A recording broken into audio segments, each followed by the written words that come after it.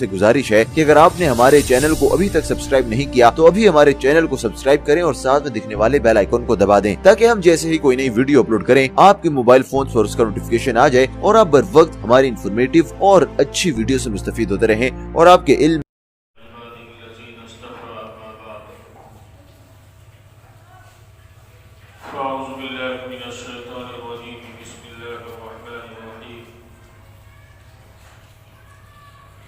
لقد رضي الله عن المؤمنين إذ بعث فيهم رسولا من أنفسهم يتلو عليهم آياته ويزكيهم ويعلمهم الكتاب والحكمة صدق الله العظيم.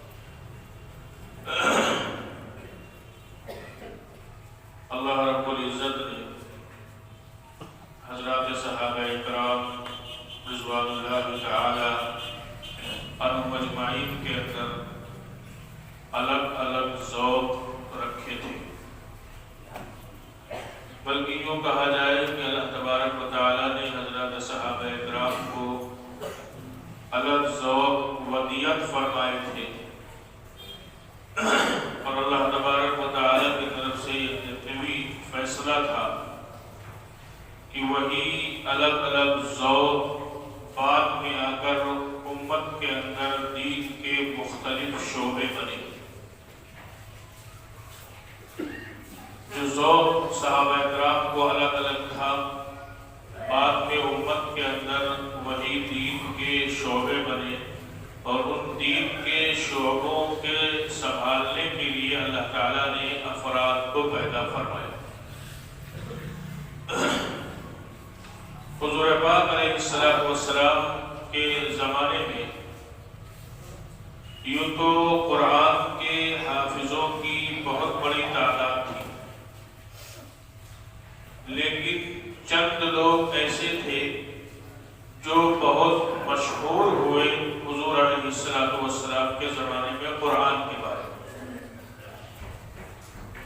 جیسے صحابی ہیں حضرت ابی ابن کعب رضی اللہ تعالی عنہ، جن کے بارے میں حضور صلی اللہ علیہ وسلم نے فرمایا کہ اقرأہم ابی، کہ ہمارے صحابہ میں سب سے بڑے قاری حضرت ابی۔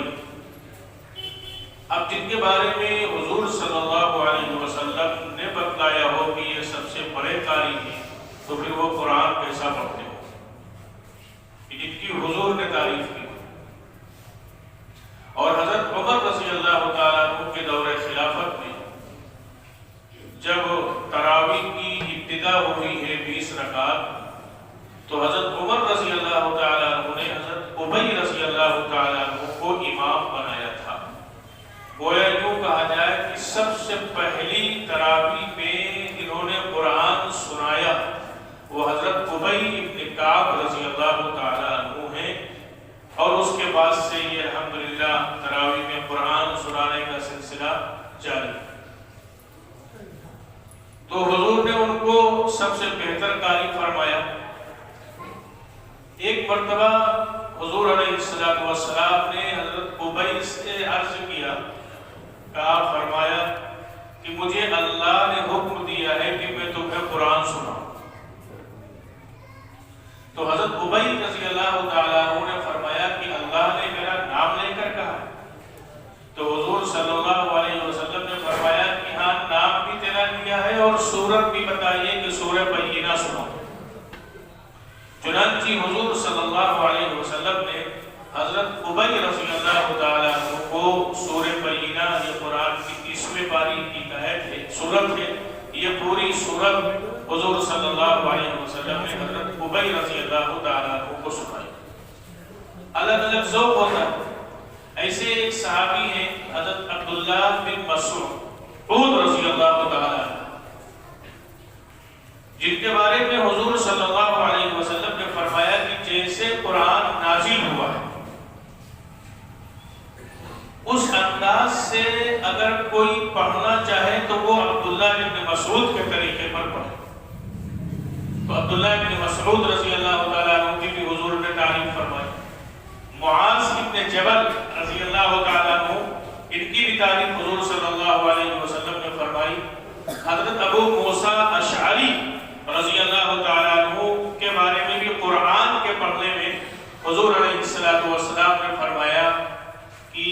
ابو موسیٰ لگتا ہے کہ تمہارے گلے میں داؤد علیہ السلام کے خاندان والوں میں سے کسی کا گلا تمہارے گلے میں فٹ ہو گیا. یہ حضور نے حضرت ابو موسیٰ اشعری سے فرمایا. حضرت داؤد علیہ السلام پر جو کتاب اللہ نے آسمانی کتاب نازل فرمائی تھی جس کو زبور کہا جاتا ہے، وہ حمد کی کتاب ہے، اس میں اللہ کی تعریف ہے. زبور میں حضرت داؤد علیہ السلام کے گلے کے بارے میں سنا کہ بہت اچھی زبور کی تلاوت کرتے تھے. بلکہ علماء نے یوں لکھا ہے کہ حضرت داؤد علیہ السلام اگر سمندر کے کنارے زبور پڑھتے تھے تو مچھلیاں اوپر سطح پر آ جایا کرتی تھی، اور میدان میں جب زبور کی تلاوت کرتے تھے داؤد علیہ السلام تو پرندے رک جایا کرتے تھے. اور پہاڑوں میں جا کے داؤد علیہ السلام جب زبور پڑھتے تھے تو پہاڑ بھی ان کے ساتھ پڑھتے تھے زبور. اللہ نے وہ گلا حضرت داؤد علیہ السلام کو دیا ہے.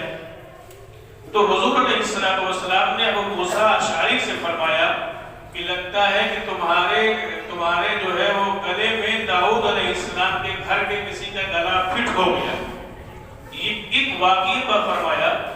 حضور علیہ السلام نے فرمایا کہ ابو موسیٰ ایک مرتبہ میں کل رات، حضور نے جو تذکرہ فرمایا کہ کل رات میں تمہارے محلے میں گیا تھا اور میرے ساتھ عائشہ ام المومنین حضرت عائشہ صدیقہ رضی اللہ تعالی عنہا، ان کے بارے میں حضور نے فرمایا کہ وہ میرے ساتھ تھی اور میں واپس آ رہا تھا تو تمہارے گھر سے تمہارے قرآن پڑھنے کی آواز میں نے سنی تو مجھے اتنا اچھا لگا کہ میں وہاں رک گیا.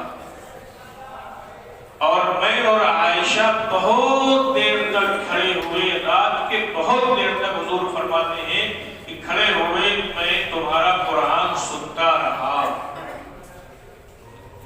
اب بتلاؤ وہ کیسی تلاوت ہوگی اور وہ کیسا پڑھنا ہوگا جس نے قدم روک لیے جناب رسول اللہ صلی اللہ علیہ وسلم کے، اور جس نے قدم روک دیے حضرت عائشہ صدیقہ رضی اللہ تعالی عنہا کے.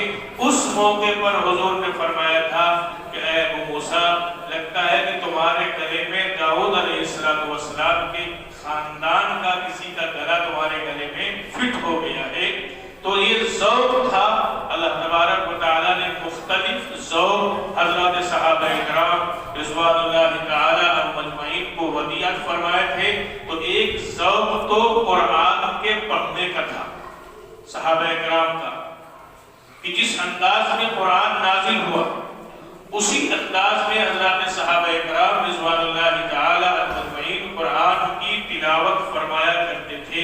اب بتلائیے کہ جس کی تعریف قرآن کی تلاوت میں جناب رسول اللہ صلی اللہ علیہ وسلم نے فرمائی ہو اس کا قرآن کیسا ہوگا، وہ کس انداز سے اور کس لہجے میں قرآن کریم پڑھتا ہوگا.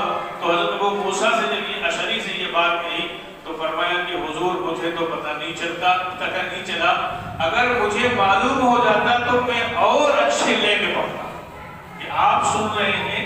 اگر مجھے یہ معلوم ہو جاتا تو میں اور اچھے لے میں قرآن پڑھتا. تو اس زمانے میں یہ چند لوگ تھے، 5-6 لوگ. آج کل الحمدللہ امت کے اندر لاکھوں قرآن کے قاری ہیں جو بہت شاندار قرآن پڑھتے ہیں. اس کے بعد میں سلسلہ چلتا رہا.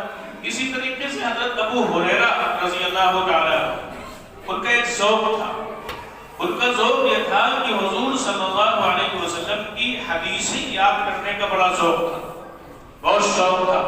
چنانچہ حدیثوں کی جتنی روایتیں حضرت ابو ہریرہ رضی اللہ تعالیٰ عنہ سے نقل کی گئی ہیں اتنی روایتیں کسی سے نقل نہیں کی گئی. اور ابو ہریرہ آئے کب ہیں، مسلمان کب ہوئے؟ غزوہ خیبر کی مال غنیمت تقسیم ہو رہی تھی. اس وقت حضرت ابو ہریرہ رضی اللہ تعالیٰ عنہ حضور صلی اللہ علیہ وسلم کی خدمت میں حاضر ہوئے. وہ اگر عرصہ دیکھا جائے حضور کی وفات تک تو 3.5-4 سال کا وقت ہوگا. 3.5-4 سال، 4 سال مان لیا جائے کہ 4 سال حضرت ابو ہریرہ رضی اللہ تعالیٰ عنہ کو حضور صلی اللہ علیہ وسلم کا ساتھ ملا. اور 4 سال میں سب سے زیادہ حدیثوں کی روایتیں کرنے والے حضرت ابو ہریرہ رضی اللہ تعالیٰ عنہ. دور گزرتا رہا. بعد کا جب دور آیا، حضرت حذیفہ رضی اللہ تعالیٰ عنہ، حضرت ابو ہریرہ کا جب بالکل آخری دور آیا، چونکہ جو ساتھ کے لوگ ہوتے ہیں ان کو قربانیوں کا اندازہ ہوتا ہے، اور جو بعد کے لوگ ہوتے ہیں ان کو قربانیوں کا اندازہ نہیں ہوتا. تو بعد کے لوگوں نے یہ کہنا شروع کر دیا کہ جب حضرت ابو ہریرہ سے بات کرو تو ہر بات میں حدیث پیش کرتے ہیں کہ حضور سے میں نے یہ سنا، حضور نے یوں فرمایا، حضور نے یوں فرمایا. تو بعد کے لوگوں نے حضور کے بعد اور خلفائے راشدین کے بعد کا دور، حضرت ابو ہریرہ رضی اللہ تعالیٰ عنہ کو بھی اس کی اطلاع ملتی تھی کہ لوگ میرے بارے میں یہ کہتے ہیں کہ ہر بات میں حدیث پیش کر دیتے ہیں کہ میں حضور نے یوں کہا، یوں فرمایا، یوں کیا، یوں کیا. اس زمانے میں مروان بن حکم مدینہ منورہ کے امیر تھے. تو وہ جب کبھی کہیں جاتے تھے تو حضرت ابو ہریرہ رضی اللہ تعالیٰ عنہ کو اپنا قائم مقام بنا دیا کرتے. تو اس لیے حضرت ابو ہریرہ رضی اللہ تعالیٰ عنہ خوب جمعے پڑھاتے تھے مسجد نبوی میں. آخری زمانے میں وہ خوب جمعے پڑھاتے تھے، اور جمعے پڑھانے سے پہلے بیان خطبہ بھی دیا کرتے تھے، بیان بھی کرتے تھے. یہ جو جمعے سے پہلے ہمارے یہاں جو بیان کا سلسلہ ہے، یہ خطبے سے پہلے، یہ اگر یوں کہا جائے تو حضرت ابو ہریرہ کی سنت ہے. حضرت عثمان غنی رضی اللہ تعالیٰ عنہ کی خلافت کے زمانے میں حضرت ابو ہریرہ رضی اللہ تعالیٰ عنہ نے حضرت عثمان غنی سے فرمایا کہ لوگ بہت پہلے سے مسجد نبوی میں آ جاتے ہیں اور بیٹھے رہتے ہیں، آپ کا انتظار کرتے ہیں، اور آپ جب وقت ہوتا ہے اس وقت تشریف لاتے ہیں. تو اگر اجازت ہو تو آپ کے آنے سے پہلے ہم لوگوں کو حدیثیں سنا دیا کریں. تو حضرت عثمان غنی رضی اللہ تعالیٰ عنہ نے حضرت ابو ہریرہ رضی اللہ تعالیٰ عنہ کو اجازت دے دی کہ تم حدیثیں سنا دیا کرو.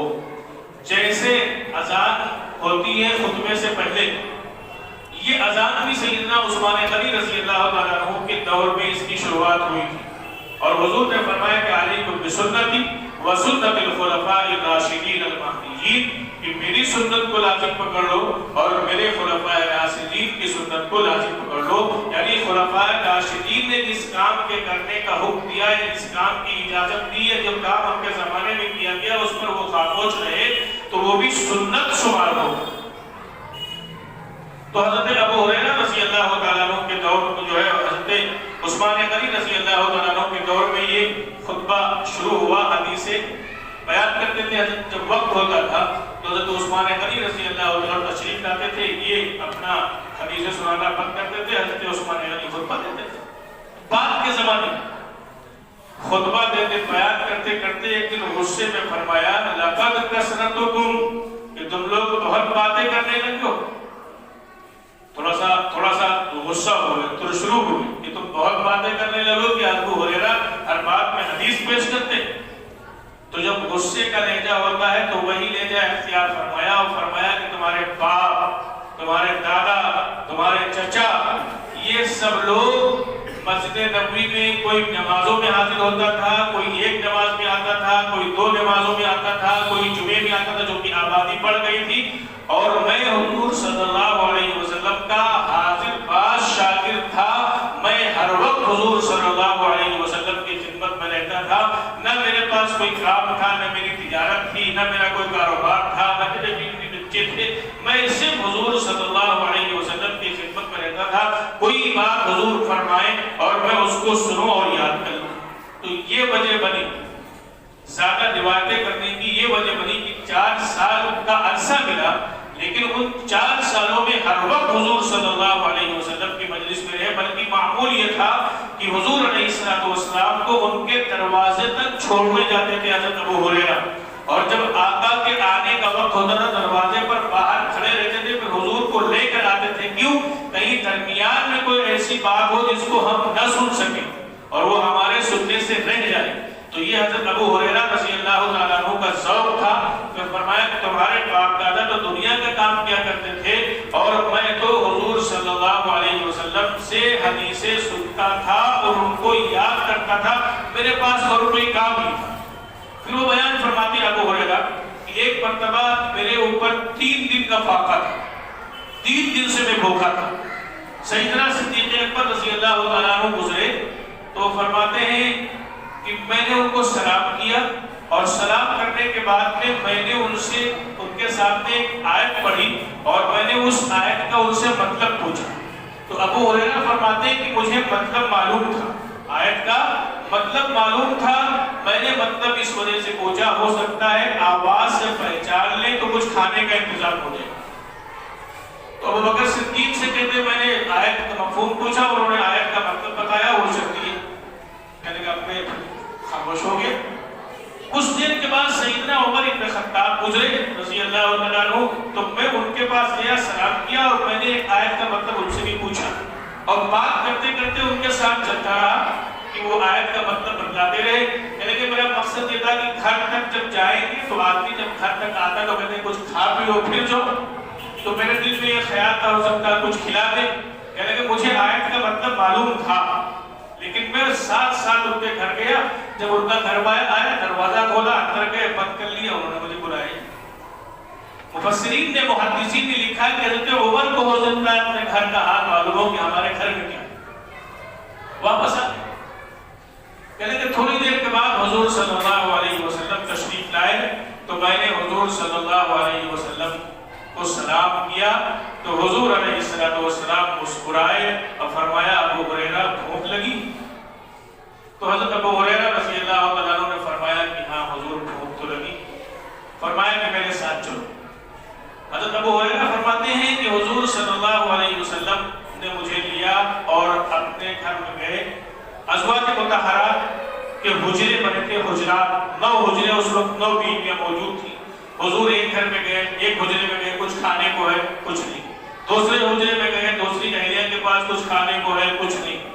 5ویں گھر سے حضور صلی اللہ علیہ وسلم جب نکلے تو آپ کے ہاتھ میں ایک پیالہ تھا جس میں دودھ تھا. حضرت ابو ہریرہ فرماتے ہیں کہ جب میں نے پیالہ دیکھا اور اس میں دودھ دیکھا تو مجھے تسلی ہوئی کہ چلو پیالہ ذرا بڑا ہے، یہ دودھ میرے لیے کافی ہو جائے گا. پیالہ بڑا ہے، یہ دودھ میرے لیے کافی ہو جائے گا. فرماتے ہیں کہ حضور صلی اللہ علیہ وسلم نے مجھ سے فرمایا کہ ابو ہریرہ جاؤ اصحاب صفہ کو بلا لو. اصحاب صفہ وہ لوگ ہوتے تھے جن کا کوئی کام نہیں ہوتا تھا، جن کا کوئی گھر نہیں ہوتا تھا. وہ مسجد نبوی میں پڑھے رہتے تھے. مسجد نبوی میں ایک چوترا ہے اصحاب صفہ کا، وہیں وہ لوگ پڑھے رہتے تھے. حدیثیں یاد کرنا، حضور کی خدمت میں رہنا. کبھی کوئی ان کے لیے کھجور، پانی، ستو کچھ کھانے کا انتظام کر دیتا تھا. کبھی حضور صلی اللہ علیہ وسلم کسی کھاتے پیتے صحابی کو کچھ لوگوں کے حوالے کر دیتے ہیں کہ تم ان کو کھانا کھلاؤ. اصحاب صفہ کا حال یہ تھا. اس وقت ابو ہریرہ فرماتے ہیں کہ جب میرے اوپر 3 دن کا فاقہ تھا اور حضور صلی اللہ علیہ وسلم نے فرمایا کہ اصحاب صفہ کو بلا لاؤ تو وہاں 70 کے قریب ساتھی تھے. 70، 80، 90، 100 ہو جایا کرتے تھے. کہنے کہ میں بلا کے لایا. حضور نے فرمایا بیٹھ جاؤ. ہلکا لگا کے بیٹھ گئے. تو ابو ہریرہ کہتے ہیں کہ میرے دل میں آیا کہ اب تو جو وہ تھا بھوک تو اب تو باقی رہے گی کیونکہ یہ اتنے لوگوں کو حضور نے بلا لیا. تو حضور نے فرمایا کہ ابو ہریرہ یہ پیالہ لو اور ان کو پلاؤ. تو کہتے ہیں جب حضور نے یہ فرمایا حکم تھا، حضور کی بات ماننی تھی، تو کہنے لگا میرا نمبر آتے آتے یہ ختم ہو جائے گا. ابو ہریرہ نے کہا کہ میرا نمبر آتے آتے یہ ختم ہو جائے گا. چنانچہ ابو ہریرہ فرماتے ہیں کہ میں نے پلانا شروع کیا. 8-10 لوگوں کو جب میں نے پلایا تو اس کے بعد میں اس میں مجھے محسوس ہوا کہ کم نہیں ہوا. تو کہنے کہ مجھے میری جان میں جان آئی، میری اپنی طرف سے پھر اور تسلی ہوئی کہ لگتا ہے کہ مجھے بھی مل جائے گا. کہنے کہ سب کو پلا دیا اور اس کے بعد میں وہ کٹورا حضور صلی اللہ علیہ وسلم کے پاس میں نے حاضر کیا تو حضور نے فرمایا کہ ابو ہریرہ لو پیو. حضرت ابو ہریرہ فرماتے ہیں کہ میں نے پیا تو حضور نے فرمایا اور پیو. ابو ہریرہ فرماتے ہیں میں نے پھر پیا تو حضور صلی اللہ علیہ وسلم نے فرمایا ابو ہریرہ اور پیو. وہ فرماتے ہیں کہ میں نے اور پیا. فرمایا بس یا رسول اللہ اب میں نہیں پی سکتا. بعد میں بیان کرتے ہیں ابو ہریرہ کہ مجھے ایسا محسوس ہوتا ہے کہ وہ دودھ آج بھی میرے گلے میں ہے جو حضور صلی اللہ علیہ وسلم نے اس موقع پر مجھے پلایا تھا. تو ابو ہریرہ رضی اللہ تعالیٰ عنہ نے لوگوں سے کہا کہ تمہارے باپ دادا کھیتی باڑی کرتے تھے، تجارت کرتے تھے اور میں تو اصحاب صفہ کے مسکینوں میں سے ایک مسکین تھا جو حدیث سنتا تھا، وہ یاد کرتا تھا. اور ایک موقع پر فرماتے ہیں کہ 2 وجہ. ایک تو وجہ میری محنت تھی کہ ہر 24 گھنٹے کا میں حاضر باز شامل تھا، ہر وقت حاضر رہتا تھا، تو ایک محنت تھی اور دوسرے حضور صلی اللہ علیہ وسلم کی دعا تھی۔ وہ فرماتے ایک مرتبہ چند ساتھی ہم بیٹھے ہوئے تھے مسجد نبوی میں، اور حدیثوں کے سننے سنانے کا دور چل رہا تھا۔ حضور صلی اللہ علیہ وسلم تشریف لائے تو حضور نے فرمایا میں آج ایسی دعا پڑھوں گا کہ اس دعا کو جو اپنے سینے کے اندر لگا لے گا تو وہ کبھی کوئی بات نہیں بھولے گا۔ حضور صلی اللہ علیہ وسلم نے یہ بات فرمائی۔ حضرت ابو ہریرہ فرماتے ہیں کہ میں نے فوراً اپنی چادر پھیلا لی اور حضور صلی اللہ علیہ وسلم نے کچھ پڑھا، اور پڑھنے کے بعد میں اس پر تھوکا اور میں نے وہ چادر لی اور اپنے سینے سے چمٹا لی۔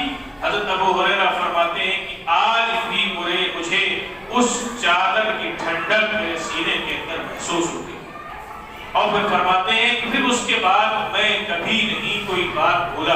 ایک موقع پر اور فرماتے ہیں کہ ایک مرتبہ حضور صلی اللہ علیہ وسلم نے فرمایا ابو ہریرہ مانگو مجھ سے کیا مانگتے ہو۔ حضرت ابو ہریرہ رضی اللہ عنہ صورتحال کیا ہے کہ 3 دن کے فاقے ہوتے تھے، 2 دن کے فاقے ہوتے تھے، اور حضرت ابو ہریرہ فرماتے ہیں کہ میں بے ہوش ہو کر زمین پر گر جایا کرتا تھا، بے ہوش ہو جایا کرتا تھا۔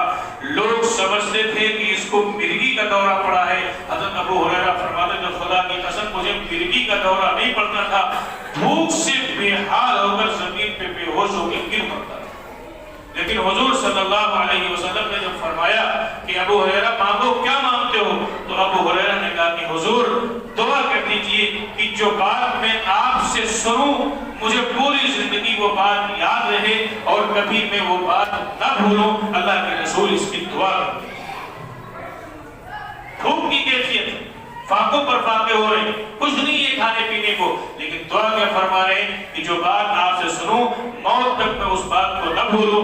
حضور صلی اللہ علیہ وسلم نے ان کے حق میں دعا فرمائی تو حضرت ابو ہریرہ نے بعد میں لوگوں سے فرمایا کہ جب بہت کثرت سے باتیں کر رہے ہو کہ ہر بات میں حدیث پیش کرتے ہیں تو اس کی وجہ یہ ہے کہ میں خود محنت کرتا تھا، حضور کی ہر بات کو سنتا تھا اور اس کو یاد کرتا تھا، اور حضور صلی اللہ علیہ وسلم کی دعاؤں کا اثر تھا کہ اللہ تبارک و تعالیٰ نے میرے سینوں کے اندر حدیث کو محفوظ فرما دیا تھا۔ تو یہ الگ الگ ذوق تھے جو اللہ تبارک و تعالیٰ نے الگ الگ صحابہ اکرام رضوان اللہ تعالیٰ اجمعین کے اندر جو ہے ودیت ہوئے۔ بہت سے اس کے بعد میں بہت سے حافظ حدیث بنے، بخاری کے حافظ ہیں، مسلم کے مولانا جو ہے عبداللہ درخواستوی رحمۃ اللہ علیہ اور مولانا انور شاہ کشمیری رحمۃ اللہ علیہ، پڑوس کے ملک میں مولانا منظور مہگل ہیں، یہ ابھی بھی ہیں، وہ بھی بخاری شریف کے جو ہے حدیث کے حافظ ہیں پوری بخاری کی۔ انہوں نے فرمایا کہ حرم میں نے 16 یا 17 دن میں بخاری حفظ یاد ہے۔ تو یہ کس کی سنت ہے؟ حضرت ابو ہریرہ رضی اللہ تعالیٰ عنہ کی سنت ہے۔ تو الگ الگ ذوق اللہ تبارک و تعالیٰ نے صحابہ کو ودیت فرمائے تھے۔ کچھ 1-2 واقعات اور ہیں وہ انشاءاللہ اگلے ہفتے عرض کر دیے جائیں گے۔ آج جو خطبہ پڑھا جائے گا اس کا ترجمہ سن لیں۔